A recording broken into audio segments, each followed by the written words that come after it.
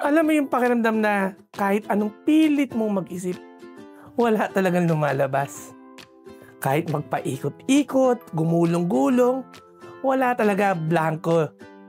Ito yata yung sinasabi lang creative rut or artist block. By the way, this is Ian, a portrait photographer specializing in newborn and family with over 8 years of experience. That was me. 1 whole month na walang ma-vlog, walang ma-post. Parang lahat ng creative juice ko naubos bigla. So, ano nga bang ginawa ko? Well, I decided to pause. Nag-family vacation kami, nag-camping, minsan nasa bahay lang doing a movie marathon with my family. I even painted miniatures and played tabletop games. Mga simpleng bagay lang pero somehow, it helped me breathe again. Akala ko dati sayang yung time na wala akong ginagawa. Pero habang tumatagal, na-realize ko, creativity doesn't only happen when you're creating. Well, minsan, kailangan mo lang mabuhay muna. And you know what? Hindi lang mga artist ang dumadaan sa ganitong rut.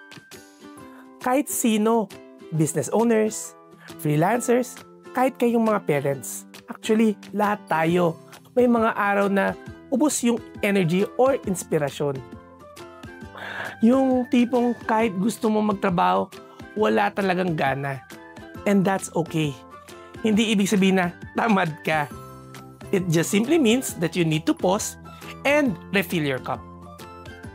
When you slow down, you give yourself space to listen to your thoughts, family, and even your own heart. And slowly, creativity comes back.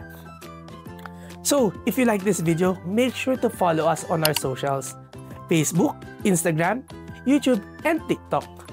Just search for The Lullaby Studio. So, if you're in that season right now, take it easy.